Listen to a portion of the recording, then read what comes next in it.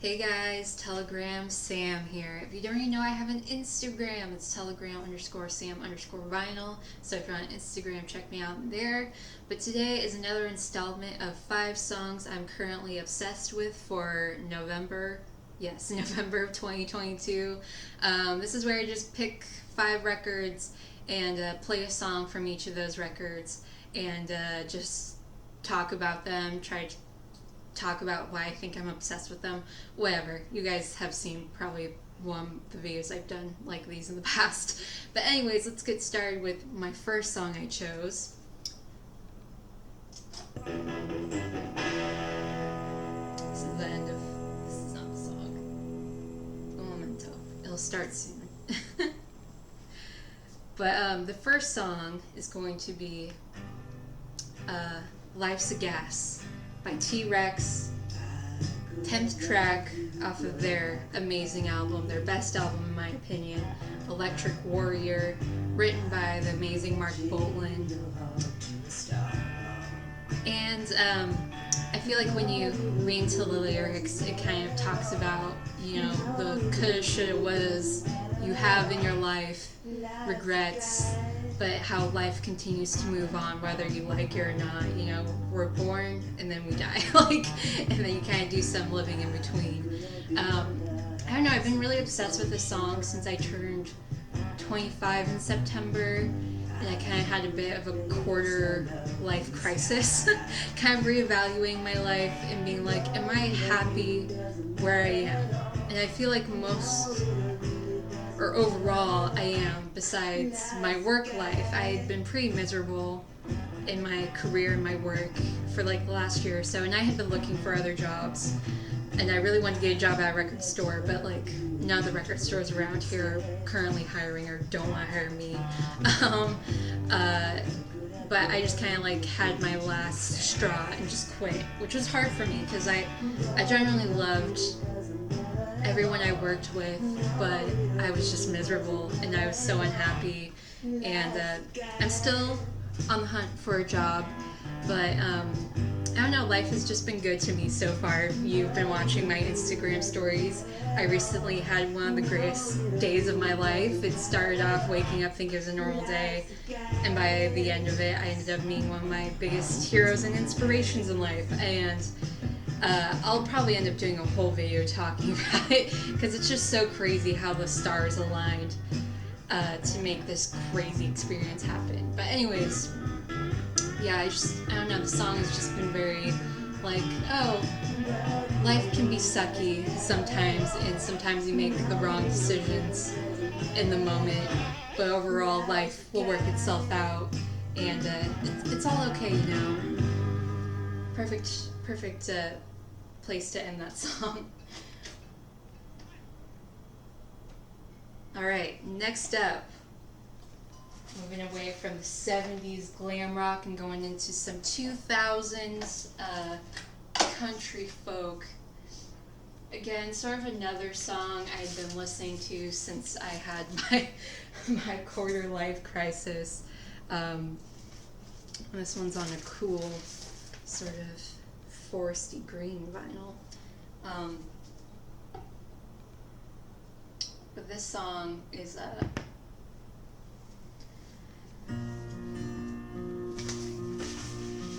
Clay Pigeons by Prine, the 9th track off of his album Fair and Square, originally written by Blaze Foley. When you read into the lyrics, which are so beautiful by the way, just go look up the lyrics. It's sort of this vagabond musician traveler sort of grappling with either settling down and finding a woman and getting a house and having some kids, or continuing with his traveler life, kind of like you're damned if you do, damned if you don't. And again, when I talked about the last song, again, it was kind of me just figuring out do I want to be miserable but financially comfortable in the job I'm currently working in, or just say fuck it and quit and try to see if I can find something different that maybe I earn less, but at least I'll be in a happy and better environment. And yeah, either way, I'm glad about the decision I made. I don't regret it at all. And luckily, you know, I have records that I can sell and I can survive off of for a while if I don't instantly find a job. But I just love John Prine's voice.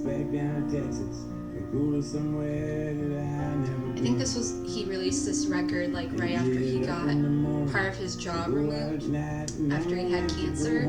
But he still just sounds so amazing. He even has even a bit more of a ruggedness to his voice. And I just love how simple the song is.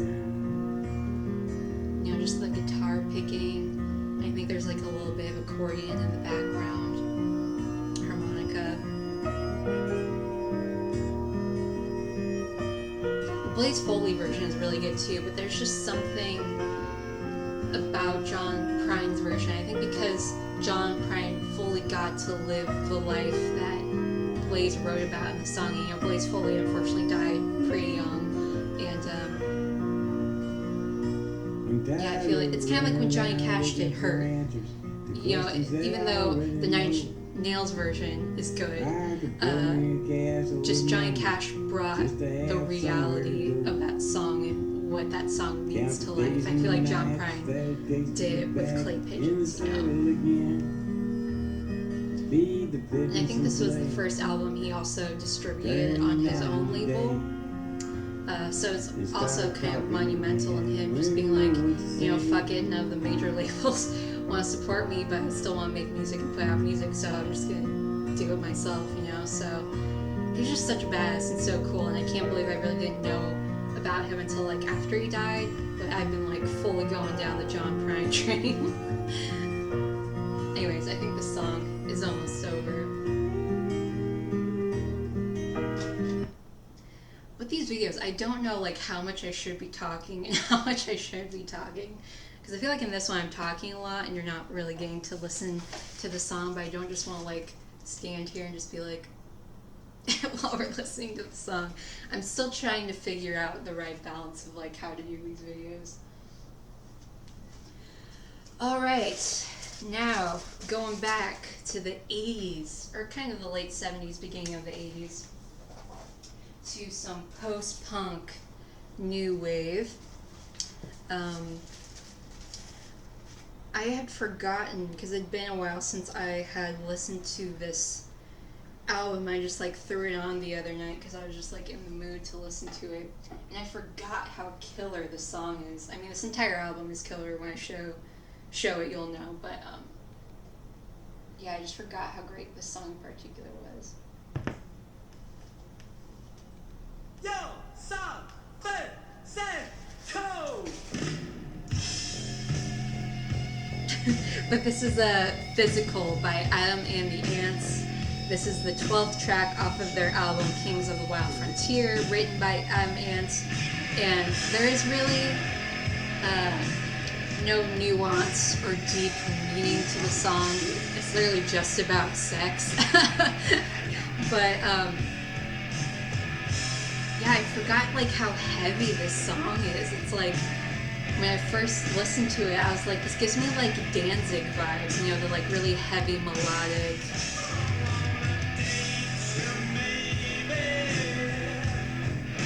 Even like kind of vocally, it's kind of like Danzig-ish.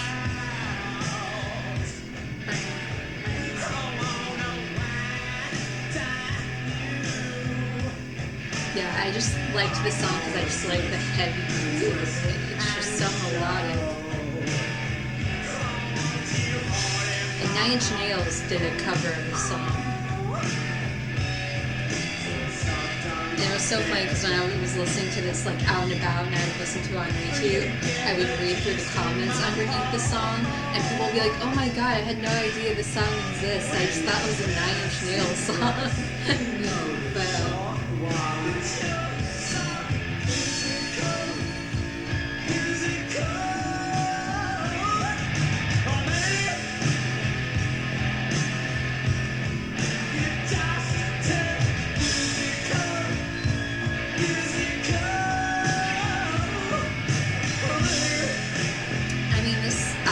nothing but like bangers. This is like an all killer, no filler kind of album. Like Like you have Dog Eat Dog, Ant Music, Los Rancheros, Kings of the Black Frontier, obviously, Jolly Roger. But this song, compared to all of them, is just so much heavier. Just like, it's like just totally up my alley.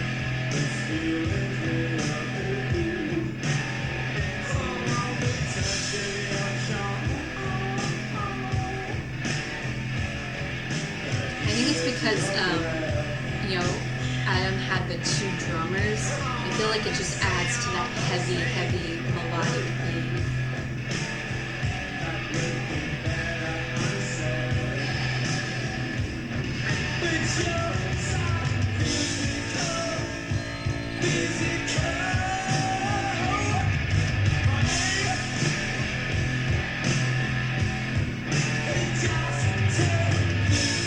Alright, we'll probably end this one soon.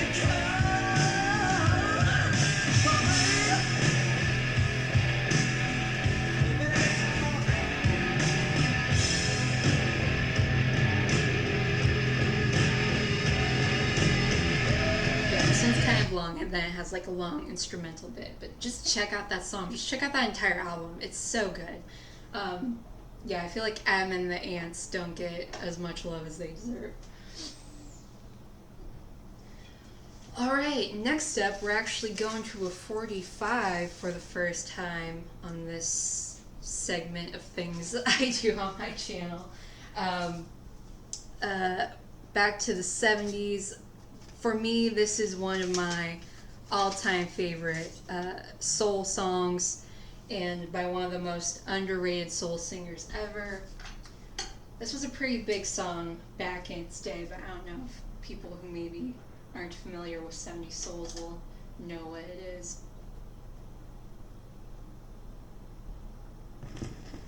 Unfortunately, don't have anything to hold up for this, but this is Me and Mrs. Jones by Billy Paul, fourth track off of his album 360 Degrees of Billy Paul, written by Kenny Gamble, Leon Huff, and Carrie Gilbert. It sort of details this affair that, you know, this person is having with Mrs. Jones, and how it's so wrong, but we love each other. Me and Mrs. Jones,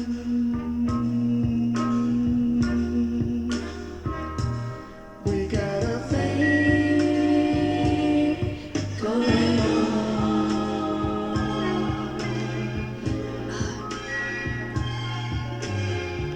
We both know that it's wrong, but it's much too strong.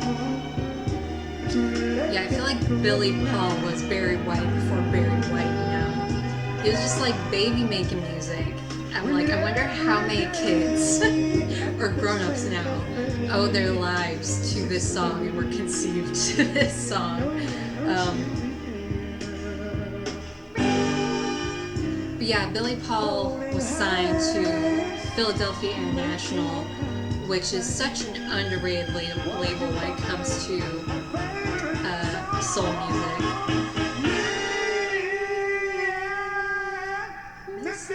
Mrs. Jones, Mrs. Jones, Mrs. Jones, Mrs. Jones, we got a thing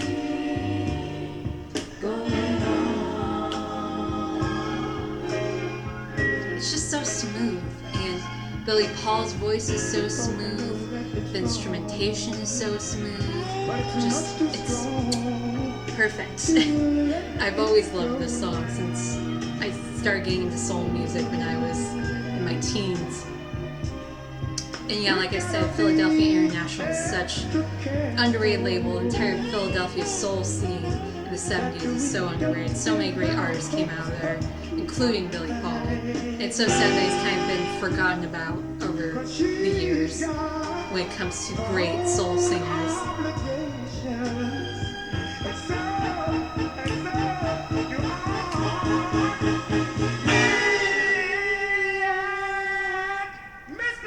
Mrs. Jones, Mrs. Jones, we got a thing going on.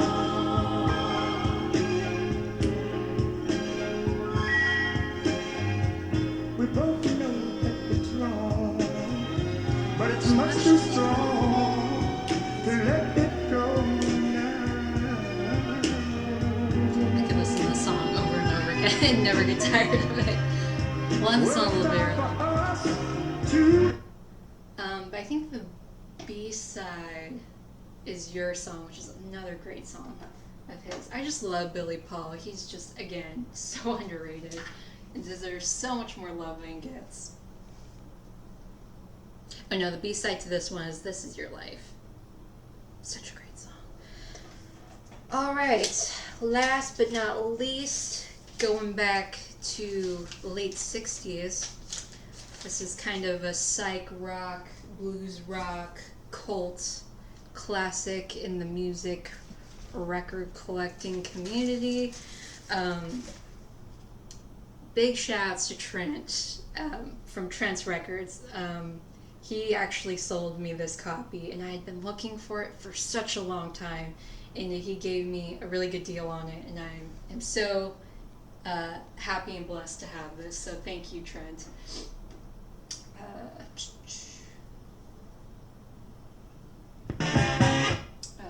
Probably change that.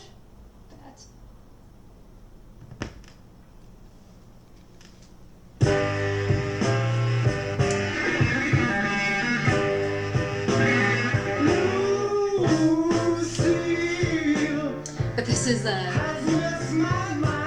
Lucille Has Messed My Mind Up by Jeff Simmons. This is the 5th track off of his album by the same name.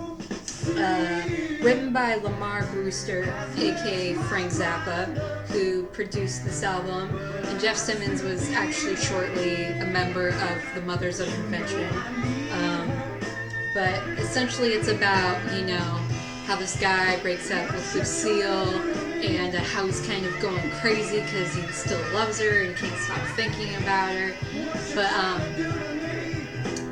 I just love the horns, the guitar, I just love the entire groove of it. I